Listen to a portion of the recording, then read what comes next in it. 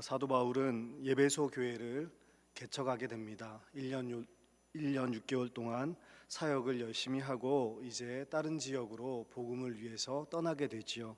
그 남겨진 예배소 교회를 이제 사랑하는 아들인 바로 아들과 같은 사랑하는 디모데에게 이제 디모데를 에베소의 목회자로 세우게 됩니다. 그런데 여기서 문제가 생깁니다. 디모데에게 인생에 있어서 정말 디모데에게 큰 위기가 찾아옵니다. 어려움이 찾아온 것이죠. 목회를 감당하기에 너무나도 영적으로 힘들어하고 있는 상황이고요. 또한 밖으로는 로마의 핍박과 네로의 핍박이 있죠. 그리고 나이는 또한 연소합니다. 전심전력으로 그 연소한 것을 경험을 커버하기 위해서 열심히 노력했습니다. 전심전력을 했지만 에베소 교회 안에 있는 그 성도님들을 격려하고 또 눈물을 흘리면서 섬기는 가운데 몸에 질병도 이제 생기게 됩니다. 이때 너무 많은 어려움에 처해 있는 이 상황 가운데 이 디모데에게 아버지 같은 사도 바울이 이 로마 감옥에 2차로 투옥되어져 있을 때입니다. 자기 자신도 너무나 힘든 상황인데 사랑하는 디모데에게 이제 좀 있으면은 죽을 수도 있습니다. 자신의 죽음을 앞두고 마지막으로 사랑하는 디모데에게 유언과 같은 이 편지를 보내고 있습니다. 디모데를 향한 이 사도 바울의 사랑은 인간적인 사랑도 포함해서 그것은 하나님께서 부어주셨던 사랑이었고요. 또한 소명에 근거한 진짜 사랑이었습니다. 오늘 본문 말씀 2절에 사랑하는 디모데에게 편지하노니라고 기록되어져 있습니다. 또한 3절에 내가 밤낮 간구하는 가운데 쉬지 않고 디모데를 위해서 생각한다라고 기록되어져 있죠. 또 4절에는 너의 눈물을 내가 생각하며라고 사도 바울이 디모데에게 편지를 씁니다. 그 사랑의 편지를 받은 디모데의 심경이 어땠을까요? 밖으로는 로마의 핍박이 있어요. 또 교회 공동체 안에는 수많은 어려움들이 있습니다. 영적인 싸움이 있고 이단이 들어오는 상황이고요. 또한 그 가운데 자신의 몸은 점점 쇠약해져 갑니다. 육체의 질병도 있습니다. 그리고 영적인 이 침체 가운데 슬럼프 가운데 처해 있는 디모데에게 이 편지를 보내었을 때 사랑하는 디모데야, 내가 너를 잘 안다. 너의 눈물을 안다. 내가 너를 생각한다. 라고 편지를 보냈을 때 이 디모데의 마음이 얼마나 따뜻했을까요? 얼마나 힘이 되었을까요? 목회적으로 보면 이 사도 바울에게 디모데는 사랑하는 아들과 다름이 없었습니다.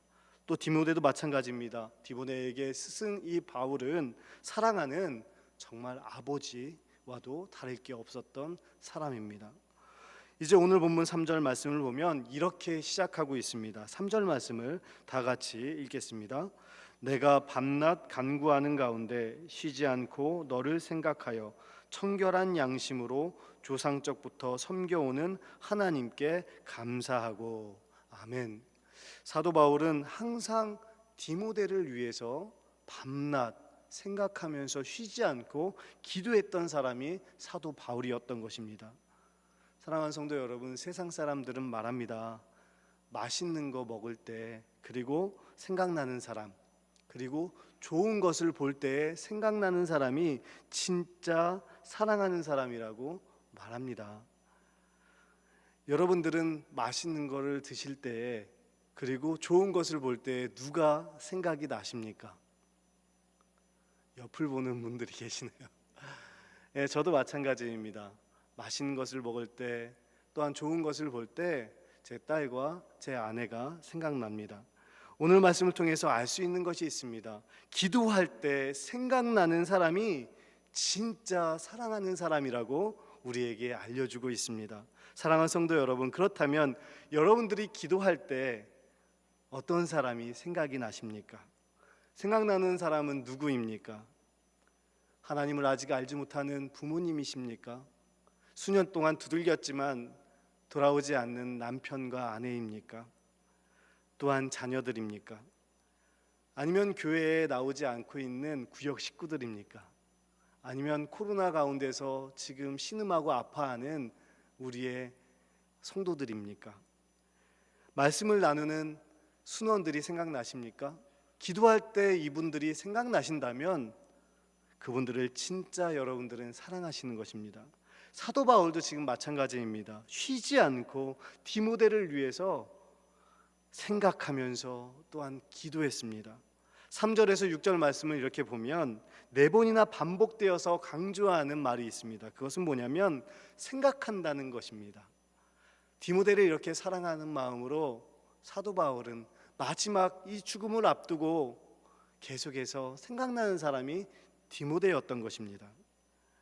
그리고 디모데를 하나님이 나에게 붙여진 사람으로 생각하면서 디모데를 생각할 때마다 감사했습니다. 여러분들은 아내와 남편과 가족을 위해서 기도할 때 감사하면서 기도하고 계십니까? 나같이 이렇게 부족한 연약한 사람을 만나주고 저에게 붙여주신 것 너무나도 감사합니다. 나에게 이런 남편 주시고 이런 아내 주신 것 감사합니다 라는 생각을 하시고 기도하신다면 정말로 사랑하시는 것이 맞습니다. 그런데 나에게 어려움이 찾아왔을 때, 내가 힘들 때 지갑에 있는 남편의 사진을 이렇게 꺼내면서 그것을 보면서 내가 이 인간도 사람을 만들었는데 내가 못할 것이 무엇이 있겠는가 라고 생각한다면 이것은 사랑이 아니지 않습니까? 사랑하는 성도 여러분, 여러분들이 기도할 때마다 부모님과 남편과 또한 아내와 자녀들이 생각이 났으면 좋겠습니다. 우리 대구제일교회가 기도할 때마다 생각나기를 바랍니다. 함께 신앙생활하는 동역자들이 생각나기를 바랍니다. 그리고 우리를 위해서 십자가에 달리시고 부활하신 예수님이 참 좋다, 예수님이 생각나실 수 있기를 간절히 소망합니다.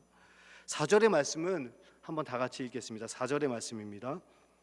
내 눈물을 생각하여 너 보기를 원함은 내 기쁨이 가득하게 하려 함이니. 아멘.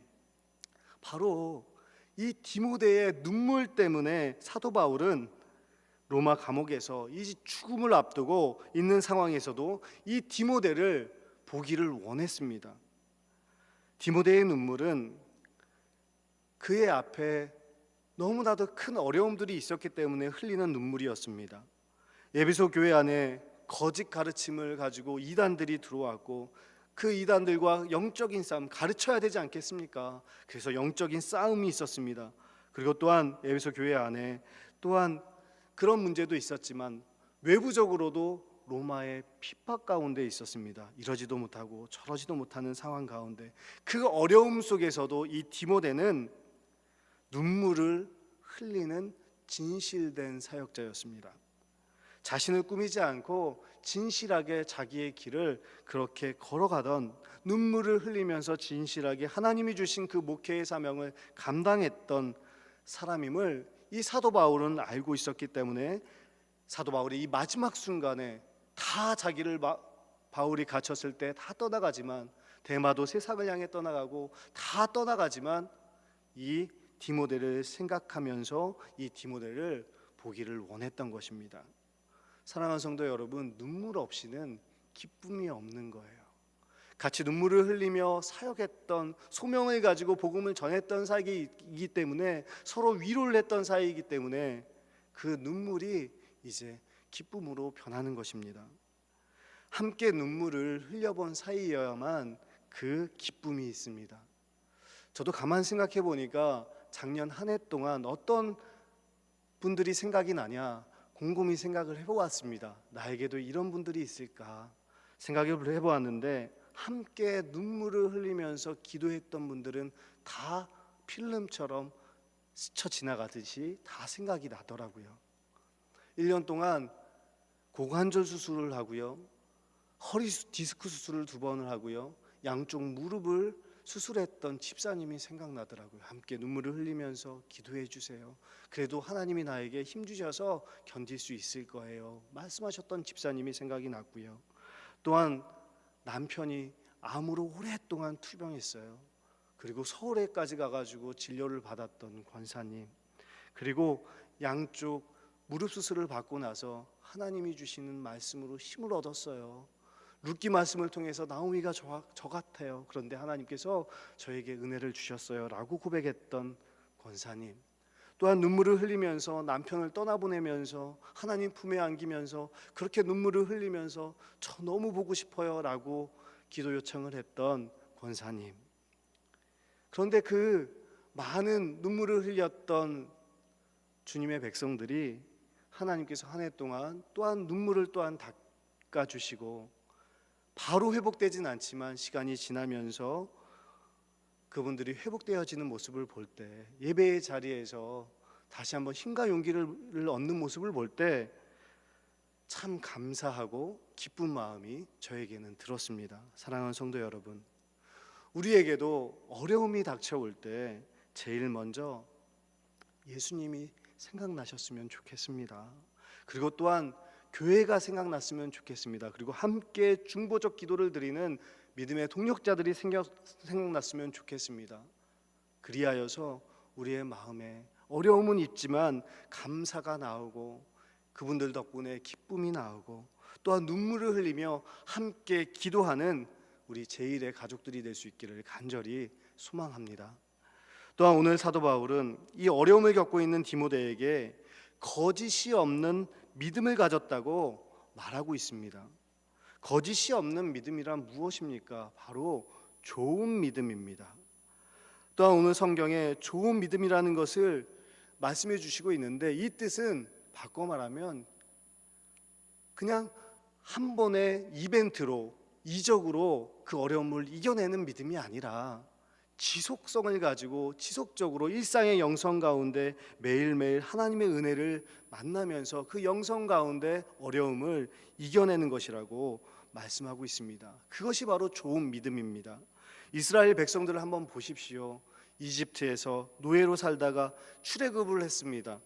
그들의 광야 40년의 삶을 지켜낸 것은 기적이 아니었습니다. 40년 광야길을 이스라엘 백성들 개개인이 그 거친 광야, 그 거친 사막을 자기 발로 걸어갔습니다. 그들에게 가장 중요한 것은 만나와 메추라기가 아니었습니다. 구름 기둥과 불 기둥이 아니었습니다. 그 40년간의 이스라엘 백성들에게 그 거친 광야의 길에서 가장 중요한 것은 바로 성막이었습니다. 이스라엘 백성들이 전진할 때 성막이 어떻게 되죠? 제일 먼저 앞장을 섭니다. 하나님의 법궤를 든 사람이 제일 앞장서서 진군합니다. 가다가 이제 저녁이 되면 동서남북으로 이제 세 지파씩 진을 치게 됩니다. 맨 가운데 성막을 치고요, 그 가운데 법궤를 넣습니다. 그 법궤 안에는 하나님의 임재를 상징하는 하나님의 말씀이 있죠. 그리고 안쪽을 바라보고 텐트를 다 칩니다. 여러분, 아침에 텐트를 치고 텐트를 걷었을 때 뭐가 보일까요? 제일 먼저 뭐가 보일까요? 성막이 보입니다. 이것을 40년 동안 한 것입니다.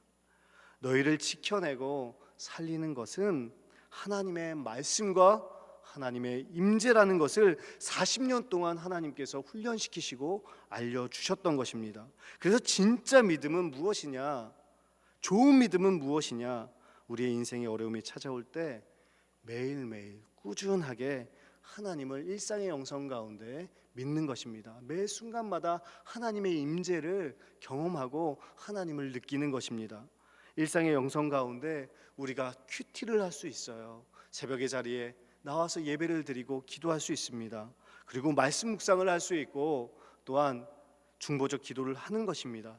매일매일 이렇게 하나님의 임재를 느끼는 것이 좋은 믿음이라고, 진짜 믿음이라고 우리에게 말씀하여 주십니다. 우리에게 찾아오는 이 어려움들이 있을 때 우리가 주의 말씀으로 이겨내는 저와 여러분 될 수 있기를 간절히 소망합니다.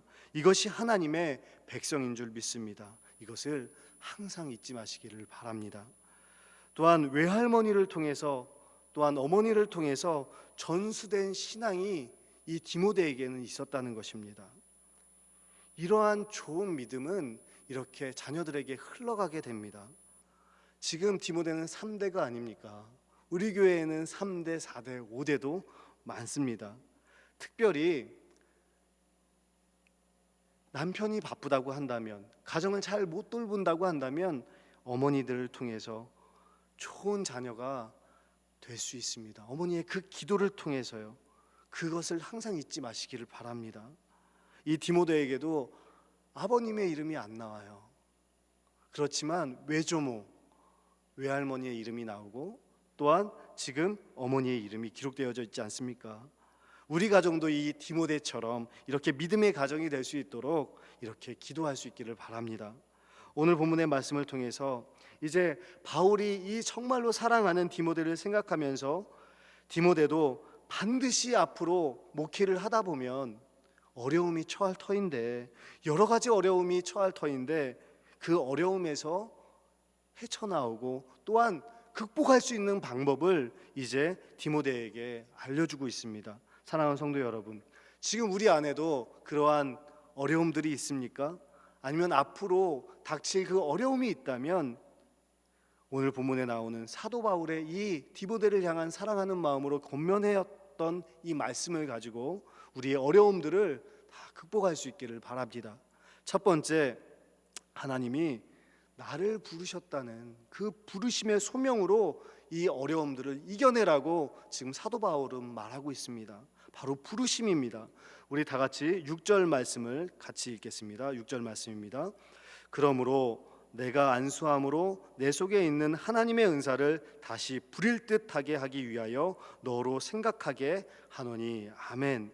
이 말은 사도 바울이 이 디모데를 에베소 교회의 담임 목사로 보내면서 안수를 했었다는 것입니다. 장로님들과 같이 안수를 했다는 거예요. 여러분, 안수를 처음 받았을 때 디모데의 마음이 어땠을까요?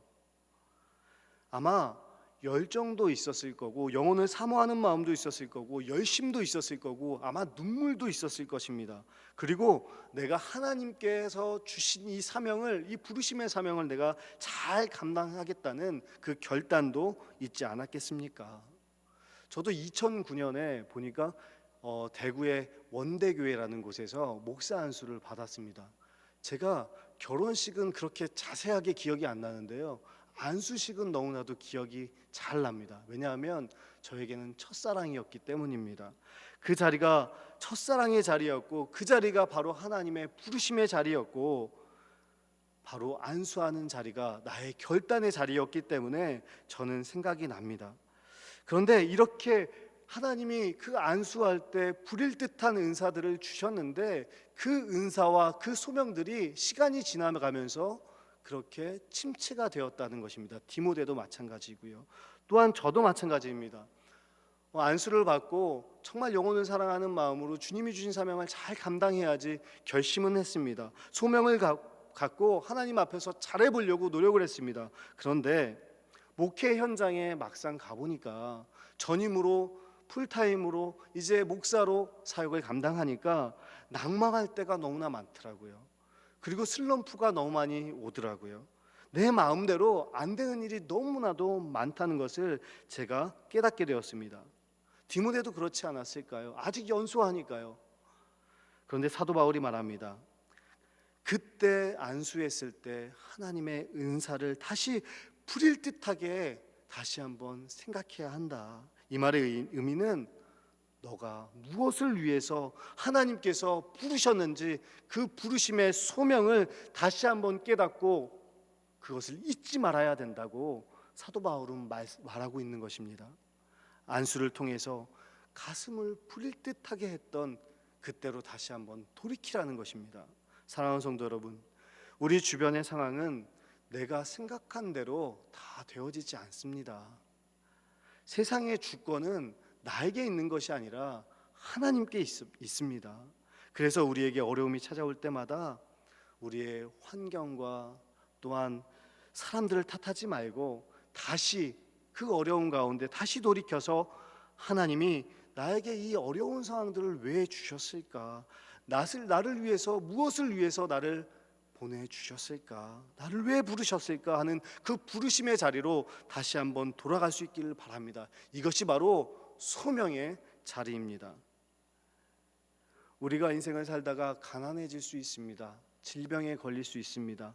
또한 아플 수 있습니다. 다른 사람들한테 상처를 받을 수 있습니다.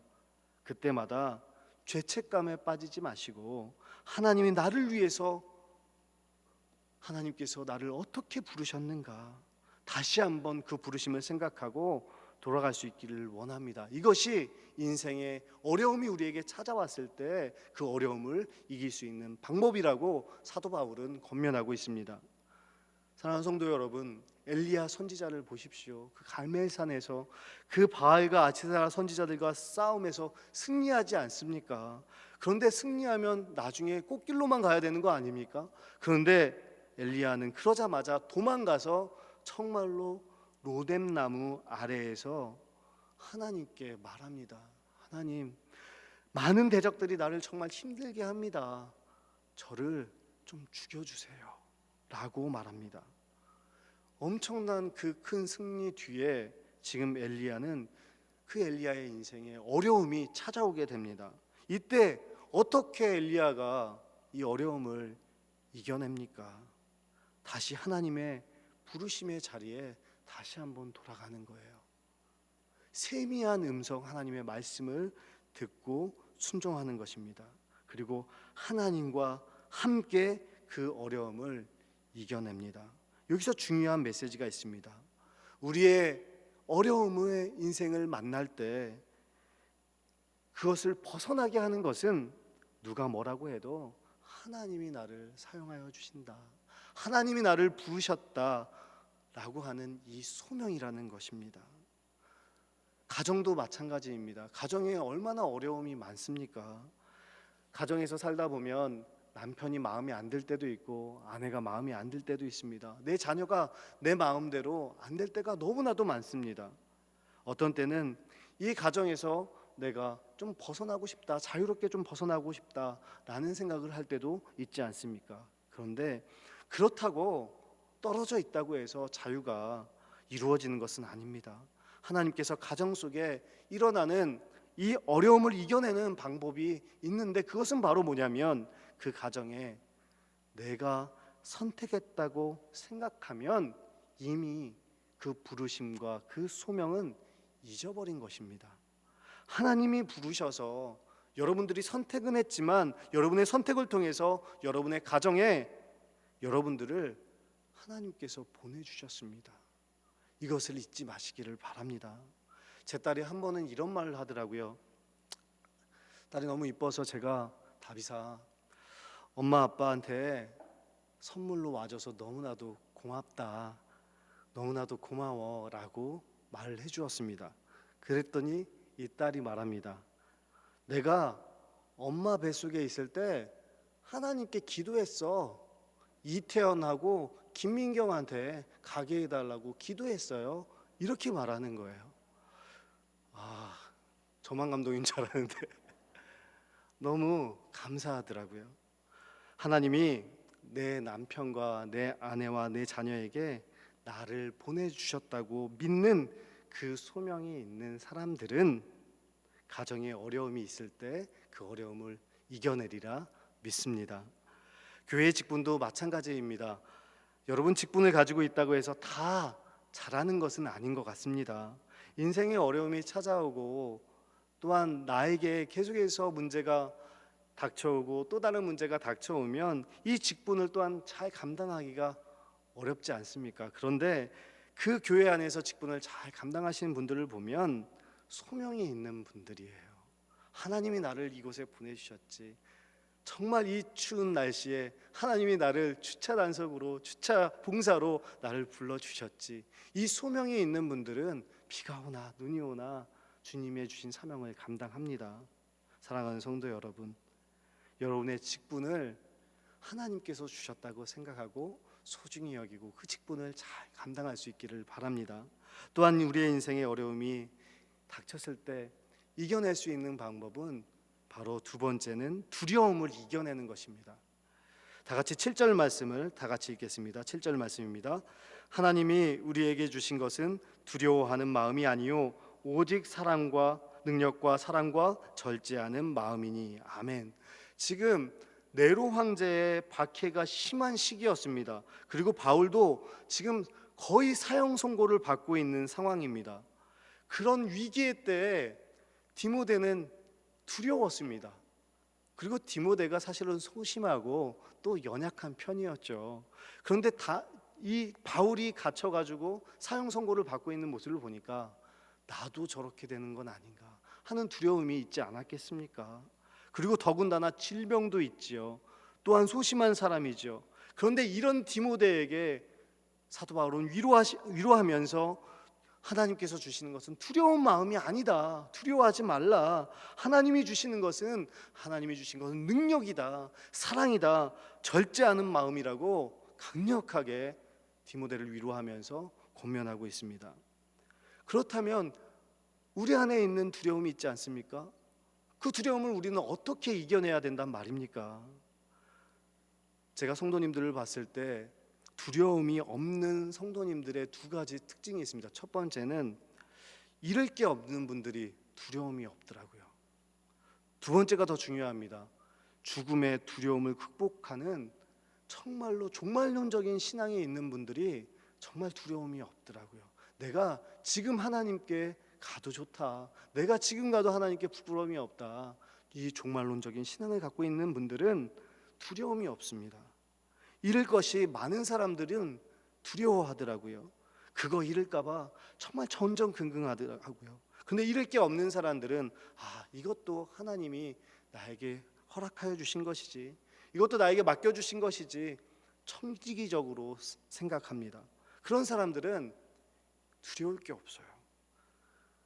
그래서 나는 어려움에 처했을 때 두려워하지 마십시오. 내가 뭐 실수할까 봐, 실패할까 봐, 나는 잘 안 될까 봐 그런 걱정, 근심과 두려운 마음을 벗어버리십시오. 옷과 같이 벗어버리십시오. 사람은 원래 실수합니다. 실패합니다. 어려움이 찾아옵니다.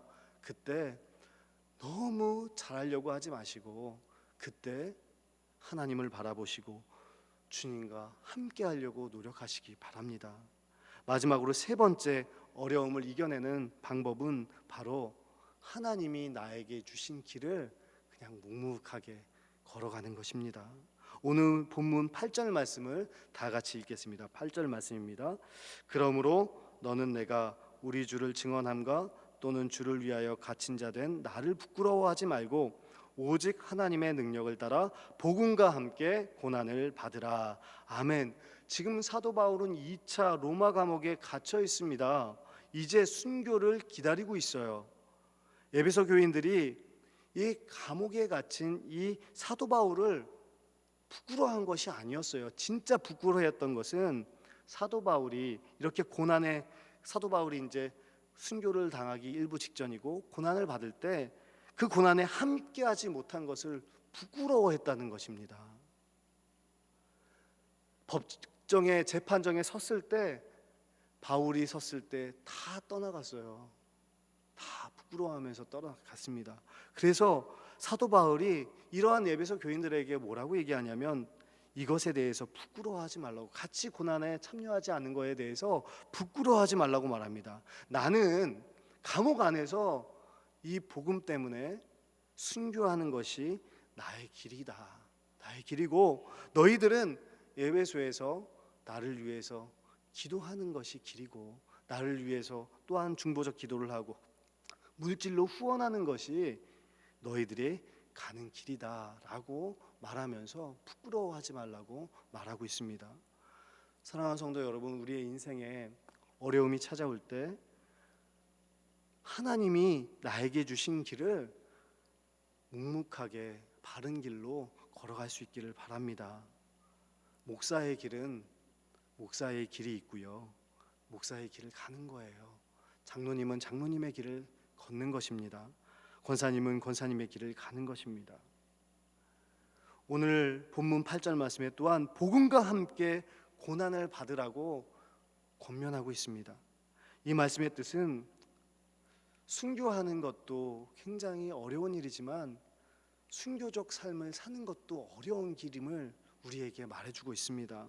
세속적인 이 세상에서 정말 믿음을 가지고 신앙인의 정체성을 가지고 그렇게 지켜내고 예수님을 믿는 사람답게 살아내는 것이 얼마나 힘듭니까?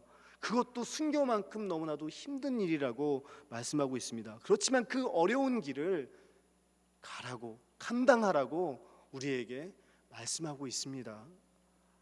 사랑하는 성도 여러분, 예배드리고 가정으로 또 직장으로 저희가 돌아가지 않습니까?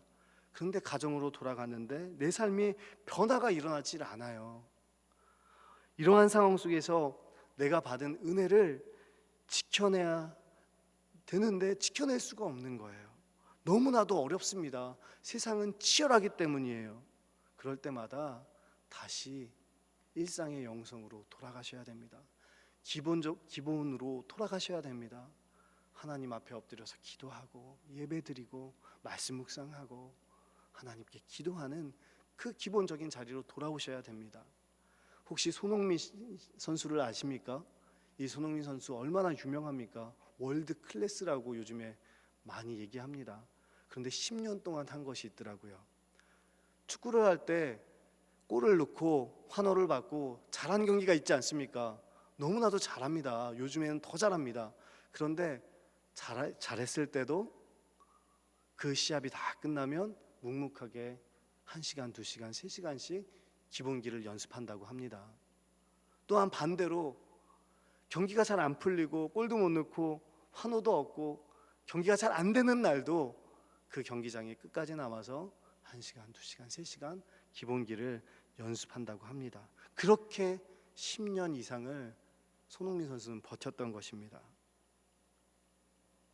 우리도 마찬가지입니다. 신앙인이라면 좋은 날도 있죠. 기쁜 날도 있죠. 그런데 안 좋은 날도 있습니다. 좋은 날도 일상의 영성 가운데 매일매일 주님께 의지하고 나아가고, 좋지 않은 날도 주님 전에 나와서 기도하고 하나님의 은혜를 받고, 그래서 우리에게 찾아오는 그 어려움들을 이겨낼 수 있기를 바랍니다. 사랑하는 성도 여러분, 우리의 인생에 어려움은 그 누구나 다 가지고 있습니다. 앞으로도 찾아올 것입니다. 그 어려움들이 우리에게 찾아올 때마다, 지금 겪고 있을 때마다 하나님이 나를 부르셨다는 그 소명으로, 그 부르심으로 이 어려움을 이겨낼 수 있기를 바랍니다. 소명이 있는 사람들은 그 어려움을 이겨냅니다. 극복합니다.